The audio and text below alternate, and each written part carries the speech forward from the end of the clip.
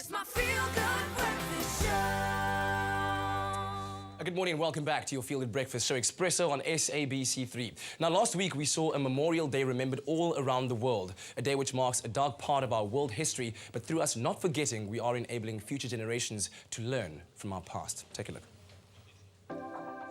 The Cape Town Holocaust Centre recently opened a new exhibition focusing on the responses of post-war Germans to the atrocities committed during World War II. This international exhibition received a big response in South Africa, opening on a significant date. 27th of January was, in fact, the liberation of the camp of Auschwitz in Poland in 1945, January 1945.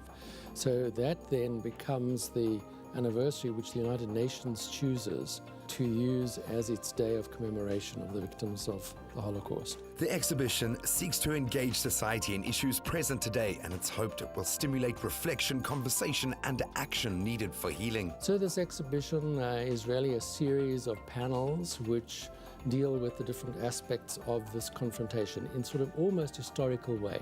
This story is universal, that we can all come to the exhibition and see links to our own pasts as well. So it's not just about Germany. For survivors, this is a tribute and an act of memorialization. Attending the opening were many survivors who remember the horror vividly. While I was a prisoner in the concentration camp Majdanek, it was the middle of the night when we were surrounded by Germans with barking dogs on leashes, and we were forced into a bathhouse, in reality into a gas chamber. When the heavy doors shut behind us, we realized that the poisonous gas would come down any moment on us. And I was holding my niece's hand and I was whispering, "Don't be afraid.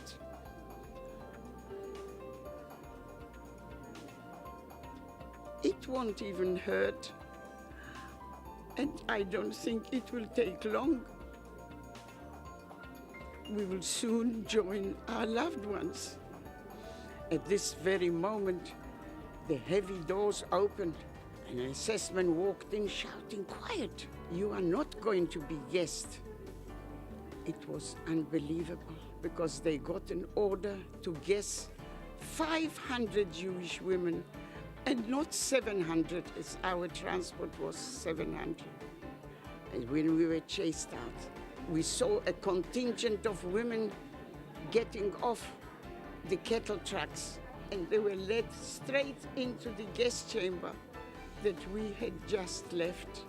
These scenes will remain forever in my memory, and I'll never be able to erase them for the rest of my life. The exhibition isn't just for those interested in the history of World War II and its war crimes. It speaks to all of us about hatred, suffering and forgiveness. So now you've looked at this and you've heard this expression, "never again," but what does it actually mean? We can learn from the past, as history is still relevant in Africa, where persecution is happening.